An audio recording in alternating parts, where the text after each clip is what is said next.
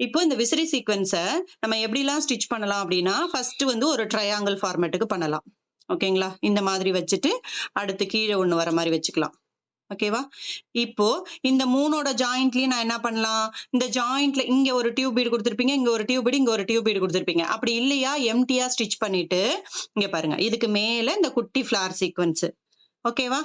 அப்படி இல்லையா, லைலா ஃப்ளார் இருக்கு இல்லையா? இந்த லைலா ஃப்ளார் குடுத்தீங்கன்னா, இன்னும் லுக் நல்லா இருக்கும் பாக்குறதுக்கு. ஓகேவா? ஓகேவா? அதுக்கப்புறம் இங்க பாருங்க. இந்த கேப் தெரியுது இல்லையா? இந்த கேப்ல நம்ம என்ன பண்ணலாம் அப்படின்னா, இங்க பாருங்க. ஒரு லீவ் சீக்வென்ஸ் குடுக்கலாம். ஓகேவா? இந்த பக்கம், இந்த பக்கம், இந்த பக்கம். ஓகேங்களா? எல்லா பக்கத்துலயும் லீவ் சீக்வென்ஸும் நீங்க அந்த கேப்புக்கு குடுத்துக்கலாம். ஓகேவா? எப்படி வேணாலும் நம்ம டிசைன் பண்ணலாம்.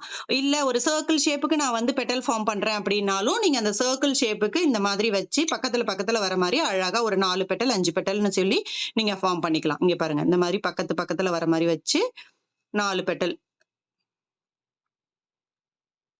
இந்த பக்கம் 2, இந்த பக்கம் 2. ஒரு ஃப்ளார் மாரி வந்துருச்சா?